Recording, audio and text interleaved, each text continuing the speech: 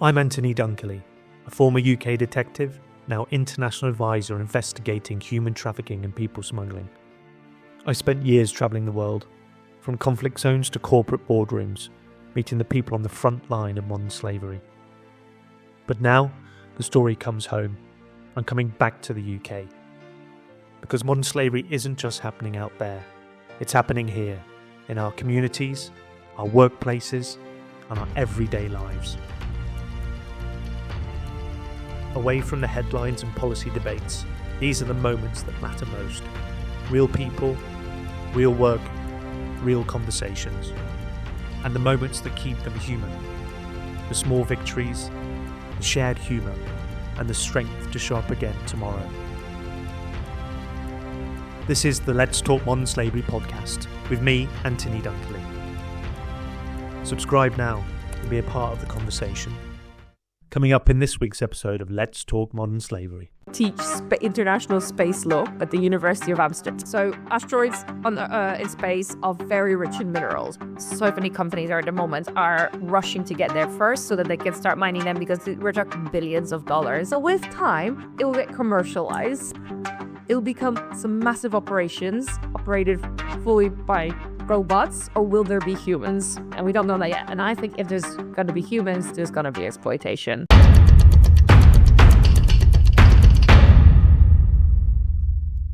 Julia Muraszkiewicz, thank you so much for letting me come in today and chat to you about all the amazing things you've been doing. Of course. Julia, I've known you for a little while now. Yes. And I'm trying to think on the way up here, when was it we first met? 2018, I think, or 17, in Cambridge. Jennifer. Is it in Cambridge? Yes, it was, at a conference, yes. And you dazzled me because you did an incredible presentation. Sound like that. It was definitely you. Last minute. It was a really good presentation. I was like, ooh.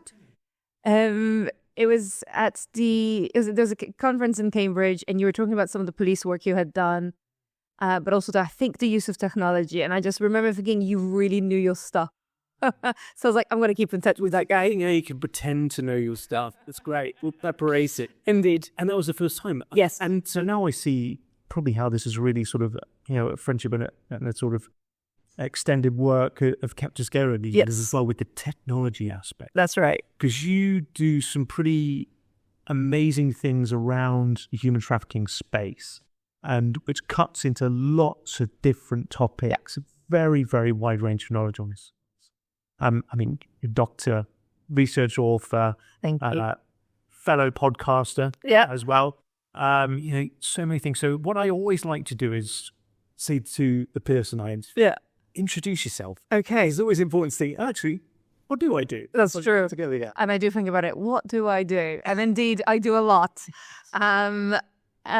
So I've been working in the anti-human trafficking space since about 2013. And that has taken on different forms, both in research. So I did my PhD studying human trafficking, in particular the non-punishment principle, which aims to protect victims who have been compelled to commit crimes to protect them from punishment. So I did my PhD and did research on that. I've worked at safe houses in the United Kingdom for male victims of human trafficking. And now I work at Trilateral Research, which is an ethical AI development company. And here I lead a lot of our work on developing AI solutions for understanding complex crimes such as human trafficking. There's so many things to pick up there. I mean, we could literally days, can we? I think what would be good, and we're going to dive into all of those. Okay. Definitely going to dive into those. What was your journey to getting involved in this human trafficking space in the first place? What? Yeah, actually, somebody asked me that the other day, so I had some time to reflect on it. I was doing a master's in human rights law, and there was one module, and it was about human trafficking. And first of all, I think like anyone who's introduced to this topic, I couldn't believe what I was hearing, essentially. And I was like, I want to study this more to better understand it. And so that's why I chose it as my PhD field. But also, when you think about human trafficking, it's not a one track issue. It is criminal law. It is human rights. It is gender. It is technology. It is sociology. It is all these things coming together. And I think that's what really interests me. I like the fact that it's to understand it, you have to bring all these disciplines together. And you continue to learn. So recently, for instance, I've made friends with a woman who works as a psychologist. And again, she's opened up my perspectives on that aspect of it. When I worked at safe houses and I was speaking to the various survivors, that completely also just opened up my eyes to a whole different perspective. And I think not only is the crimes so multi-layered, but so are the experiences. So certainly, I don't think you could even ever call yourself an expert because there's just so many dimensions to it. You're so right. It crosses so many disciplines, doesn't it?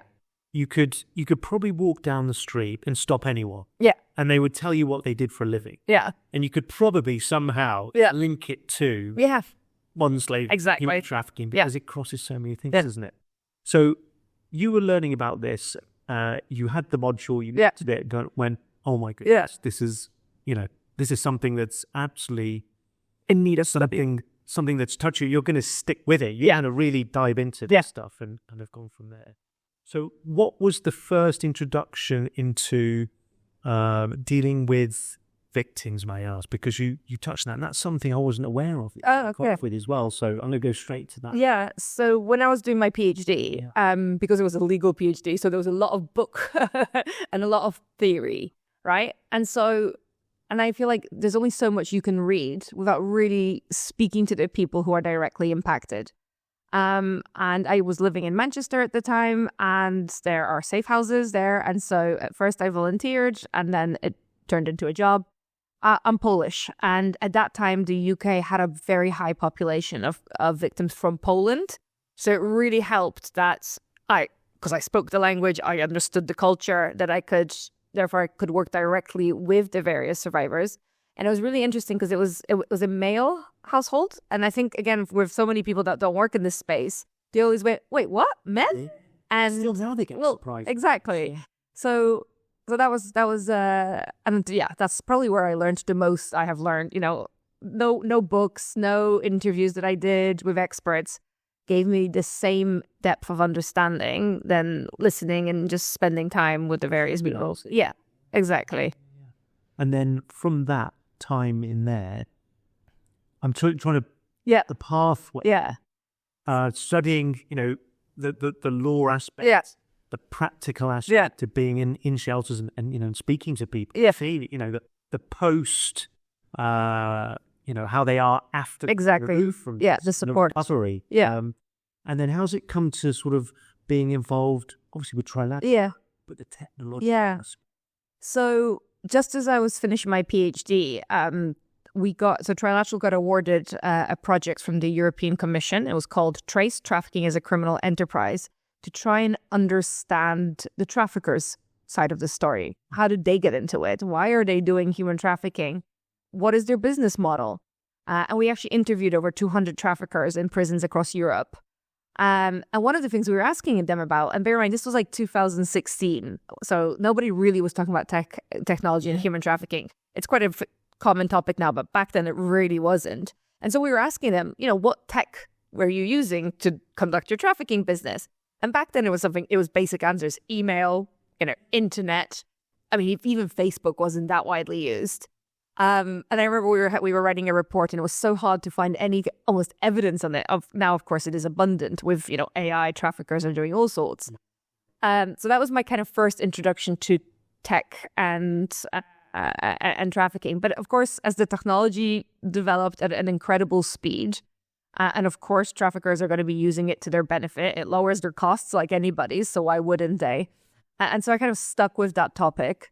As well as understanding how traffickers are using it, I became quite fascinated by, how can we use it? Whether it's police, whether it's the safe house, whether it's, social services, helping victims, how can we take the best of technology and use it for good? And so I have a great home here at Trilateral because we develop AI for good. AI for good. It's one of those things that we're hearing all the time now. The question is AI for good? Yeah. It's certainly here, and it's going to be here for good. Yeah. But what's the benefits and what's the obviously the negative aspects as well?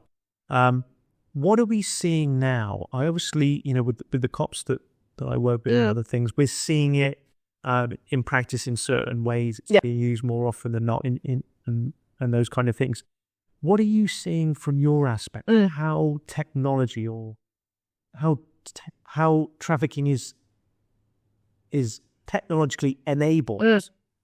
How is technology helping that process for traffickers to recruit, to move, to exploit? How's that? I think the best example of that is you and I might use Google Translate to, order a dinner abroad. Well, now traffickers can use Google Translate or AI to manufacture, let's say, false job advertisements in 50 different languages. So take, for instance, the new phenomenon that is happening in Asia with the scamming centers, right? They can target, and they do target, individuals from Africa. And, maybe a scammer in Cambodia doesn't speak every African language, but now he or she can, right? They can produce within an instant what looks, not only is it in the right language, it looks beautiful because AI does all the images for us, what looks like the perfect job advertisement. And again, AI is now so clever. You can be like, really sell this job to people, and it will. And so, they can use it for recruitment. But they can also, look at scrape social media and try and find the most vulnerable people that they can target. They can do that. And of course, the whole thing that we're seeing a lot, whether it's in trafficking or elsewhere, like deep fakes, right? To blackmail people to do something. If you don't do this for me, I have created a deep fake image or video of you doing XYZ, and I will show your family and everyone will believe that that is you. I mean, these are just a handful of examples, and there are just many, many more. I'm so glad you brought up as well about the scamming factories. That's probably a bit of a segue I should make there. In series one, we talked to Mina Chang, who did some, yes, Mina, who talked a lot about the scamming compounds. It's become a huge phenomenon. Interpol did a massive arrest strategy across the world the last couple of years to try and identify these. So these are big compounds, mostly in Southeast Asia, that we found so far, where numerous hundreds, if not thousands of people across multiple buildings that look like office buildings are rented out by different criminal entrepreneurs, organizations, and it's like a call center. Inside, people have been trafficked from all over the world, mostly with IT skills, to scam the rest of the world. Targeting mostly Brits, Europeans, Americans, elderly, vulnerable, not aware of what technology, how that can be used to deceive, coerce people into sending money and all sorts of things like that. So it's a huge thing, isn't it? One thing I want to pick up there, you talked about the deep fake. What capabilities are there to create deep fakes? How good are they? Oh, they're so good. So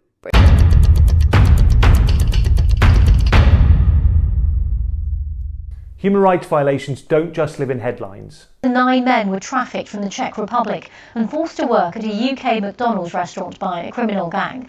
They live in your supply chain. If your business isn't ready to detect them, you're exposing yourself reputationally, financially, and even legally. The Risk Ready series helps you get ahead of that. I'm Tony Dunkley, a former UK detective and international advisor on investigating human trafficking. I've worked around the world, from Africa to the Middle East, and I want to help you and your business become risk ready. The Risk Ready series is a 6-part live online training experience. It's packed with real-world cases, editable e-workbooks, and tools you can use straight away. If you work in procurement, HR, ESG, legal, or compliance, this training gives you the tools and confidence to act. Legislation is tightening. Supply chain scrutiny is rising. The question is not if, it's when. And when it comes, will you be ready? Join me live for the Risk Ready series on investigating human rights violations in supply chains. Sign up now. Take your team from vulnerable to risk ready.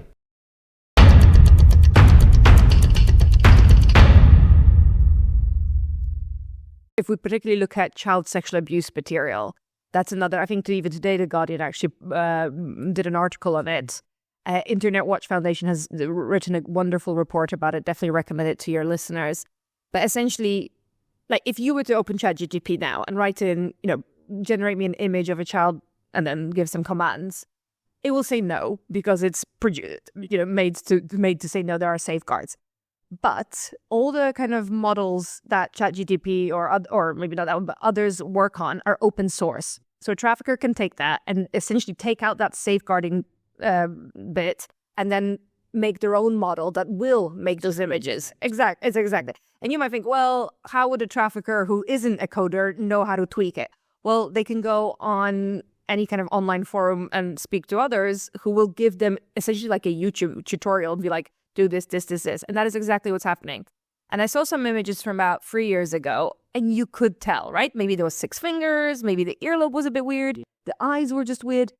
I saw a few pictures just the other week.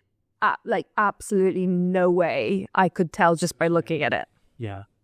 I had another chat with someone as well about this very topic. Okay. And the discussion on the table was if these images can be generated to satisfy those who are so inclined sexually, rather than children being trafficked and sexually abused by streaming. Yeah. Is that not the better side of the coin? And we debated. I'd be very curious to see straight in like I'm going to listen to this episode. Yeah. And and don't get me wrong, we all still know it's horrendous because the research is there ready to say that this is the gateway use. There's no argument about it. The research is there. But it was interesting. It's an interesting point, Interesting to discuss, And if it's getting so good for generating that image, how far away, and I've seen some of these cases we've been dealing with, of where there are deep fake, not images, but people, and they're moving. And they appear to be talking. And as I understand it, the tech behind that have also been used to generate, voices. Exactly. So if you ever want to test whether that person you've been chatting to on Facebook is real, that you go on the video of them and they look exactly. This it is so scary. I mean, the good news is, as much as there's tech for bad, there is also tech for good, right? So we can do good things as well, but it is very scary. And also, you have to think about, from being in the police, there are only so many resources you have. You already were stretched thin. Now you have to invest in AI detection and all sorts. It's just, it's adding a whole level of resources. You need training, all sorts for the police, who already had a really hard job anyway. Well, so we talked about AI and tech for bad, haven't we? What we're seeing, without giving anyone any secrets, crooks on their life, but what are we seeing as tools that are enabling law enforcement, others, who, whatever disciplines work in the space, how are they using tech now for good? So one of my favorite things is, and maybe that's unbiased because it's a project we did, is actually pivot back, take a step back. When I was at a safe house, and say we needed to write a report, and they said, okay, how many survivors in the last 3 years had suicidal thoughts and what happened with that, right? Say they needed to know how many for investment maybe in mental health. I would have to go back to all our case notes and read them, right? And be like, did anyone mention suicide? That would take forever. So if somebody came knocking, let's say a victim, and said, oh, can you come and help me with my CV? I'd be like, I'm really sorry, I can't. I have to, read all these case notes because we're pulling a report. That was absolutely necessary. Luckily, you don't need to do that anymore because you can use what's called natural language processing that analyzes text, just like you might be analyzing, if you don't feel like reading an article, you might put it into ChatGPT. Not at all. Interview. Exactly. So recently we worked with an NGO and they had 30,000 case notes that, the various caseworkers wrote. And they wanted to understand what actually are the true support needs that the clients that they were working with needed, right? We know, of course, there's need for housing, there's need for support with employment, health, but really understand, what does housing support actually really mean? Is it searching for housing? Is it finance? And so we developed bespoke AI models to read through those 30,000 stories, essentially, and pull out the insights and be able to tell that charity, okay, well, X amount, 20% of your of the survivors spoke about a need for a bus pass. And they're like, oh, God, we didn't even realize that many needed it. And then that means that charity can then prepare and know what to invest in so that they can get the best support. And so And that was really interesting because we didn't have to go and re-interview all these survivors and again traumatize them and say, can you tell us again about your support needs when it's all already written down? Yeah. So that was great. And, for those who are watching as well or listening, something like a bus pass. Yeah. After everything they've been through, might not be something that seems important. Exactly. Even. However, you've got people, and you know this, people who've gone through those situations and they've been pulled out and they're now in the process of recovery. Yeah. Something like a bus pass that gives them, I suspect, when it's kind of so important as well as the practical issue, is that autonomy and that independent freedom. Yeah. And that is how technology exactly enabled something seemingly small to actually be probably very, very significant for a survivor. And you can pull out so many insights. And another story is when I worked at a safe house, two victims that came one after another, and they told me how they were recruited.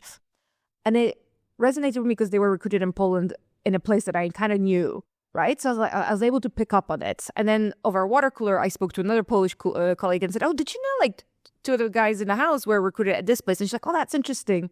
I actually heard one too. And so we realized there was a pattern and so we were able to get in touch with, it was actually outside a homeless shelter and say, look, do you know this is a breeding ground for recruitment?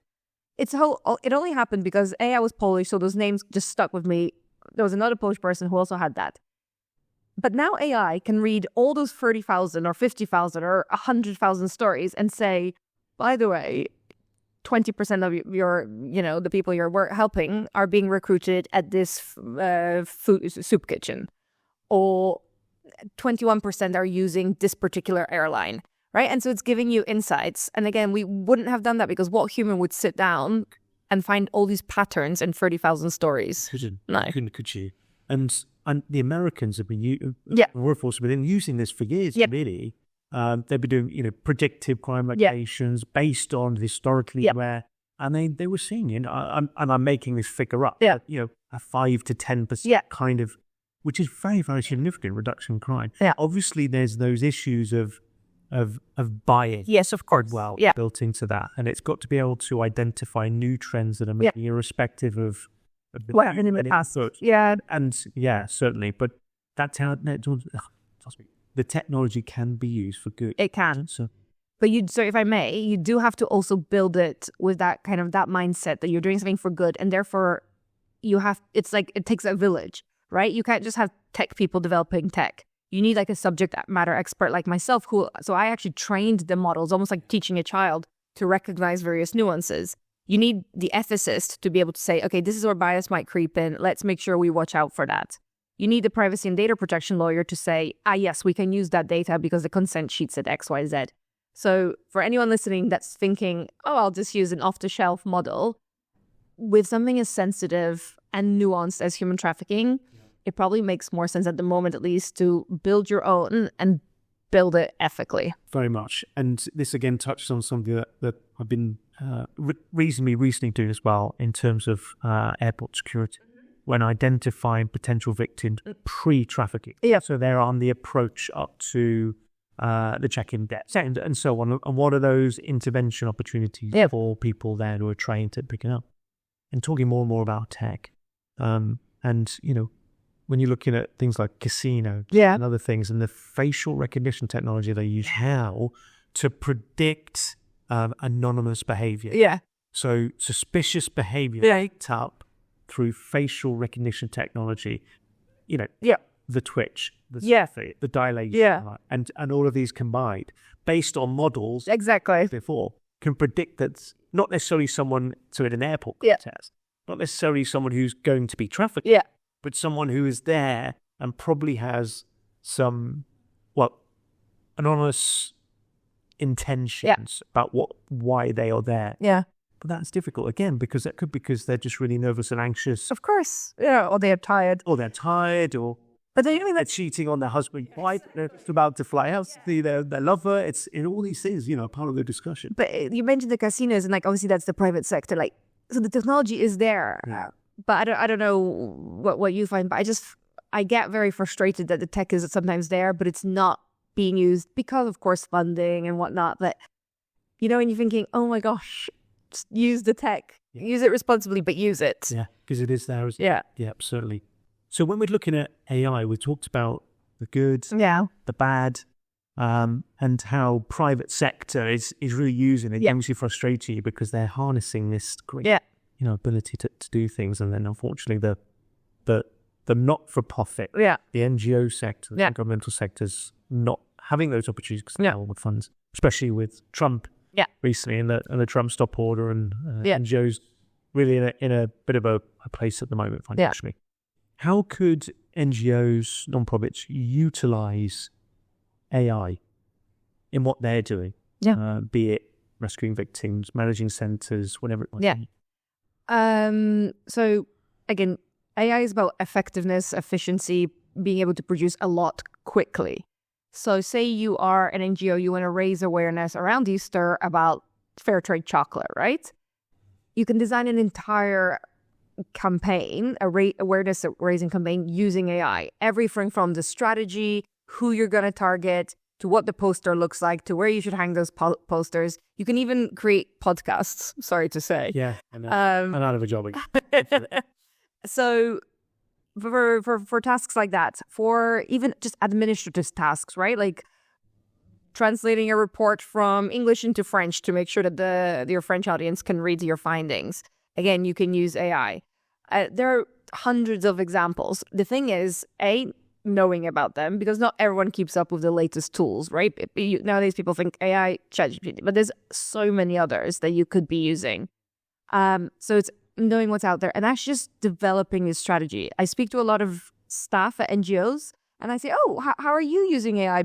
Exactly because you're so resource stretched. And they're like, I'm not actually sure what our AI policy is, and even if I'm allowed to use AI. So if I was doing any advice to NGOs, I'd be like, first of all, get an AI policy in place. What can your staff do? What can they not do? Take a map. What are the good AI tools for you? Make sure that they're responsible. Make sure that they're safe. And then use them to your advantage, because as we said, the bad guys are and bad guys and girls. And so, we should as well, because they can help us, particularly as so many organizations are resource constrained. Yeah, certainly. Like you say, I think you can be a bit overwhelmed and blinded, like with the amount of choice. Yeah. Because actually out there, they are so much. Yeah. And most of which are free or at least are for the foreseeable. Yeah. Who knows? Or at least the basic version. Yeah, exactly.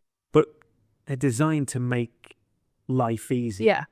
It's that learning curve. Exactly. It's letting go perhaps of what we're used to a little bit and putting our trust and when I go on ChatGPT now and I get at things as well, I'll put something and sometimes it gives you the wrong answer. Yeah, hallucination. You have to check. And then you can get mad at it. Yeah, it's amazing, but I have to check.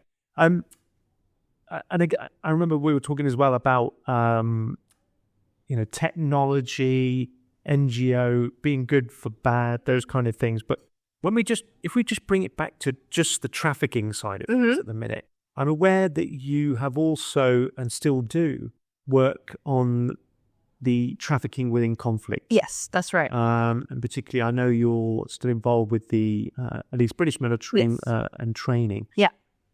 How does trafficking in conflict, what does it look like? And how are you involved in it? So trafficking in conflicts, it looks just like trafficking here. You've got your sexual exploitation, especially a few years ago, there was a lot of reports around UN staff being engaged in sexual exploitation. There's forced labor, just like there is, here. But there's also very specific, conflict-specific types of human trafficking. The most common one that we all think of are child soldiers or forced recruitment.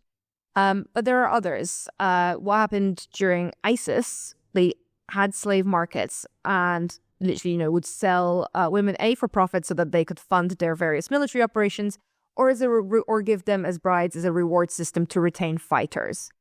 It's really interesting. So when I teach human trafficking in conflict, I always say, look, there are so many legislations that say no to this, UN resolutions, but there is one that actually said that's absolutely fine. And ISIS had written a whole newsletter, a pamphlet that they published in their newsletter about why it's okay to have slave, and even there was maps where you can find this next slave market.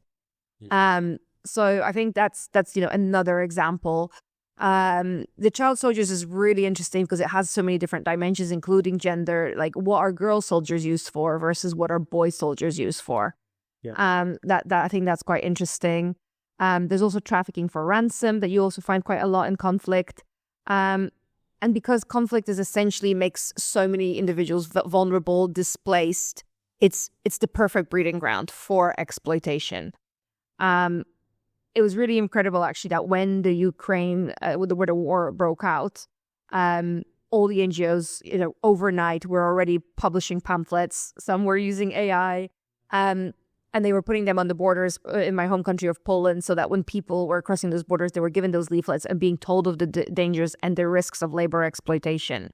Same with when they were getting SIM cards, they would come with an SMS, again, alerting them to, be careful, don't just accept a job from anyone. So it is pretty impressive what we have learned from past conflicts and implemented in the latest one we had in Europe. But it is a very interesting topic. And certainly the military also has a role to play because sometimes they are the only eyes and ears on the ground, right? And sometimes the conflicts are so severe that no NGO can be present. But who's going to be able to see and hear and understand so they can then tell us about human trafficking and conflict? So when I do the training, obviously I teach them about the law and what is okay and what isn't, but also ask them, learn, observe, and then feed back to us so that we can understand it. Yeah. What kind of feedback have you received from the people, the men and women that you train in the military? Actually, a lot of personal stories of things they have seen, certainly in Afghanistan. It's quite well documented now. It's called the Bachi Bachi case, where young boys were brought into compounds to dance, but then they were sexually exploited by various members of the Taliban. And British American troops had to essentially turn a blind eye on it. And they came back with so traumatized that it was happening. They knew about it, but they had to turn a blind eye on it. And that's something that really stuck with me. On one hand, they knew what was happening was not okay, but they couldn't do much about it. Awful. Yeah. And then they're like, well, what should I have done? And actually, I'm like, I don't know, because... Sounds interesting. Yeah. Foreign... Exactly. Land with, And you are trying to build a rapport with these individuals, so you will sometimes turn a blind eye on. You shouldn't, but you do. Yeah. Such a difficult, complex thing. Yeah. I mean, you talk about as well with ISIS, that larger topic of trafficking for terrorist acts, to commit terrorist acts. Yeah. We talked a little bit about, the slave markets, and perhaps the children as well, a result of that, of that forced marriage. Yeah. And when they grow up, having this new, they grow up indoctrinated to the ISIS ideology. The ideology. Yeah, certainly. When we're also looking at trafficking to commit a terrorist act, this is something that's been, in my sort of arena for a little while. It seems to become a political issue. Yeah. Irrespective of what the law say. And these are tested cases have gone all the way up. Yeah. If you're being trafficked, been coerced, you've been deceived and so on, you've been moved with the intention to be exploited. Yeah.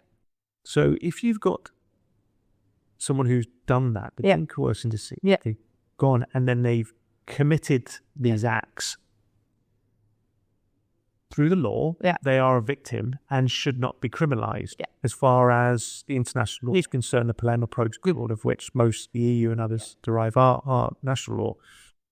But it doesn't sit well, even with me, that if someone has been coerced and deceived, but you've still gone on and killed other people. Yeah. Coming back to how you started with learning the law and the aspects of not criminalising victims. How does that sit in your knowledge about how the law works? So if we look at the law on non-punishment of victims, it is very broad. It says, member states should ensure that victims who are compelled to commit a crime as part of their trafficking situation should not be prosecuted and punished. In the UK, there's a version of that within the Modern Slavery Act, Section 45, but it has a schedule and it has exceptions. What you can and can't. Yeah. So it says, do not punish and prosecute people who are compelled unless they committed, for instance, terrorism, murder. So in that case, in the eyes of the law in the UK, those people could be, even though they were trafficked, because that crime was so horrendous and it's therefore on that schedule, they could be prosecuted and punished. Now, I don't always agree with that, because sometimes that coercion is so intense that you feel you literally have no choice. It's almost like my life or either somebody else's life, or I commit a terrorist attack. Very often we also saw something similar in domestic abuse cases, right? Where women, and it's called the battered wife syndrome, where women killed or severely injured their partners because it really was a matter of me versus them. And I mean, that's why in law we also have self-defense, we have duress and so on. But in these trafficking, and maybe it's because I have studied it so much and I've not represented as a lawyer, but worked on legal cases where so many of the victims were being prosecuted and punished, and you listen to their stories and you think, yes, if I was in your situation, I would have also committed that crime, because that compulsion. And so I think it's not a blanket principle. You can't say everyone who's a victim is immune. No, you need to look at that case. And it's great that the courts, for instance, bring in experts. So I do this, I come in as an expert. I interview the person. Very often they're in prison, unfortunately. And I look at the case and I try to think, okay, does the non-punishment principle apply in this case? Yeah. Sometimes it doesn't. Sometimes you go, no, actually, there was some element of choice. The crime you committed wasn't actually directly related to your human trafficking situation, whatever. But sometimes you're, like I said, you sit there and go, no, what else could you have done? Yeah. It's like you say, isn't it? No one has the same story. Yeah. And it's about those nuances of what happened. It's so easy for us as outsiders of that case to go look at purely an act you committed at the end of this. Exactly. But what we don't know or feel or understand or even empathize with is all of these potentially months or years that all of these things have happened before that resulted, which would inevitably have resulted in a crime. In you doing this. Yeah. And especially a lot of these actually individuals are children. Whether we talk about the various children that were recruited into ISIS as child brides and that maybe went on as adults to commit crimes, or things like county lines in the UK, which is the act of where children are recruited into criminal gangs to sell drugs across, counties. And sometimes we're looking at 16, 17-year-old, usually it's boys, it can be girls, but statistically at the moment we're seeing more boys. And it's a child, it's a 16-year-old child who maybe had a, bad home situation, maybe something else was going on in their life, and somebody offered them a sort of a home, a community, but it was a criminal home, a criminal community. And then they coerced them, compelled them, deceived them into committing crimes. A lot of these cases are still being prosecuted and punished. And for me, it makes no sense. Why also waste taxpayers' resources on prosecuting a 16-year-old kid, putting them maybe in prison, when we know actually they could get radicalized in prison, something else could happen? Wouldn't it make more sense to take that money that you're spending on prosecution, on prison, invest it into youth programs, into prevention, to ensure that kid has an alternative to joining a criminal gang? Yeah, yeah. And talking about conflict as well, and I don't want to push this too close to home as well, Julie, but obviously with what's going on in Ukraine, and has been for several years now, is, initially we saw a lot of trafficking for sexual exploitation, particularly of the displaced women from Ukraine when the invasions first started. I'm well aware of there were traffickers on the borders waiting to collect these people. And that's changed a bit over time. But now, particularly on the agenda at the moment is obviously the potential at the minute of what that relationship might look like with America and Ukraine moving forward, and NATO and obviously the Russian side of things. What are you seeing in that area of the world at the moment? Obviously, with Polish border. Yeah, of course. Makes sense. What are you seeing there in your work? Well, interestingly, and I'm going to plug a report from La Strada International. They just published one on human trafficking as a result of the war. And their statistics show that there actually weren't as many victims as I think everyone was worried. Perhaps it weren't identified. And then the ones that were actually were forced labor. There was more forced labor, which is very similar to the trends that we have here in the UK domestically. So, and that tracks. People came, let's say they crossed the border, they needed a job, somebody offered, and like you said, there was literally vans and saying, "Hey, I have a farm in Portugal. Why don't you come along?" And so we saw trends in that, and individuals being recruited for forced labor. But again, because I think there was there was so many NGOs on the ground, so many people were helping. I think those numbers aren't as high as we thought they could have been. I also find it very interesting that if we look at the Israel-Gaza conflict, we're not seeing, I haven't read much about human trafficking there. Maybe it's all still too fresh, I don't know. But that's interesting, and that's something I'd love to study, to understand why are some conflicts so ripe for human trafficking while others it's not talked about, or we're not seeing it as much. So that's something worthy of study. And just lastly, you touched on NATO. They should be very much applauded. They released a new policy in 2023 on human trafficking, where they take on far more responsibility than they had in the past of even thinking, preventing, and working in the human trafficking space. So it's a great anti-human trafficking policy by NATO. And to their credit, I need to read. It's a really good one because they do take some responsibility, and they say member states have to do X, Y, Z, and it's pretty impressive. Yeah.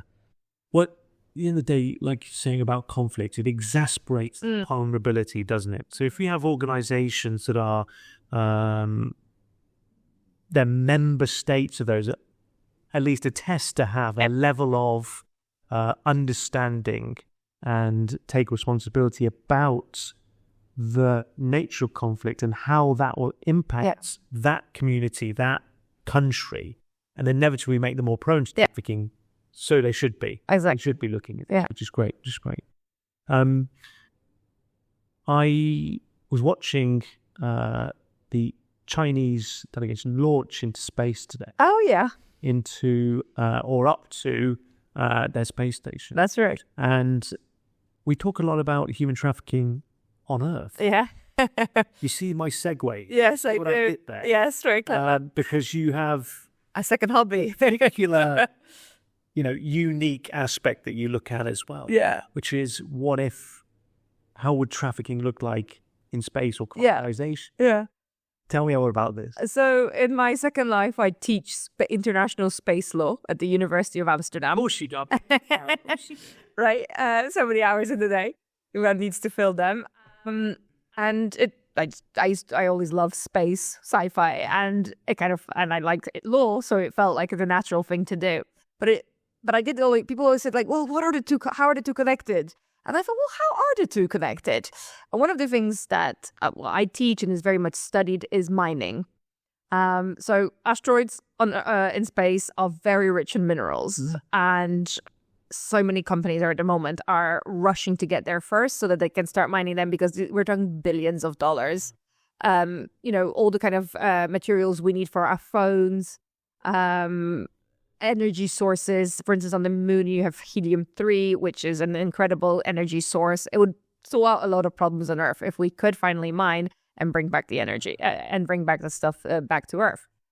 But then it got me thinking, well, what has happened in human history whenever there's been any kind of mining, right? Think gold rush in America, think the DRC now. It is full of human exploitation. Yes, I think when the first mining we will be the highest of tech and the most brilliant engineers. But with time, it will get commercialized. It will become some massive operations. Now, the question is, and it's still unanswered, whether it will be operated fully by robots or will there be humans? And we don't know that yet. And I think if there's going to be humans, there's going to be exploitation. So I have written about an article about it, and some people say it's complete sci-fi. But if it happens, you had to hear about it. Let me read this. It's just it's a blog. If you put in my name and space and mining and human trafficking, it will come up. Oh, I so will. This is amazing. Yeah. Anyway, If those factors exist, yeah. for us, Yeah. that the idea of it is so far in the future, Yeah. but it's not plausible. No. It makes sense. Exactly. What would happen? Yeah. And what law would apply? International space law. Although it doesn't obviously cover human trafficking, but then we would use, let's say, things like the Palermo Protocol. So we would borrow Earth law and apply it in space. It's a fascinating topic, and I think it's one to watch. Who knows? I'm going to watch this. This is great. We talked about a few things, but I don't think we could ever cover everything. Probably not. In the time that they have, unfortunately. But you've been in 2 shelters. You've learned about law in Earth and space. And worked with the military and so many other things. And something I always ask people who I interview is, what, if any, impact do you find that it has on your mental health of being around this topic, of being involved with those who have gone through it, and dealing with it in one way or another, day in, day out? How's that? Well, firstly, I should say I'm very lucky that the company I work at, Trilateral Research, they actually provide access to medical, psychological help if you wanted it, right? So well-being. So I can always access. Now, I actually haven't used it yet. I don't know why. I'm able to kind of almost separate, when I finish writing my article, I don't know, when I leave the safe house, I can kind of get on with my day. But I think that also comes through doing it for so many years. I know that, in my first, I still work at a prison, and, my first day in the prison or my first day at the safe house, you do come home and you want to, but you also want to almost at least for me, it was like, you want to talk about it. You want to tell other people to almost share the burden a little bit. And I guess, again, I've been lucky that the people I've surrounded myself with have always listened and given me that space to talk about it. But you also, I must say, working at the safe house, I mean, of course, the stories were sad, but the people were so strong and so resilient. And, we would have days when we'd be doing things and we'd be laughing and playing and all sorts. And they were almost beautiful days. And so whilst the topic is hard, I think working in it actually does also give you a bit of satisfaction. And the people like yourself are just so incredible. And there is a very good community that you can always get help from. So touch wood, I've been all right so far. Well, Julia, thank you for everything. Thank you. I'm sure I'm speaking on behalf of everything and everyone. Is that, the work you're doing is incredible. It's touching so many disciplines, this huge holistic approach to dealing with this massive, complex issue on this planet and beyond. So, Julia, thank you so much for your time and stay safe. Okay. Well, thank you very much.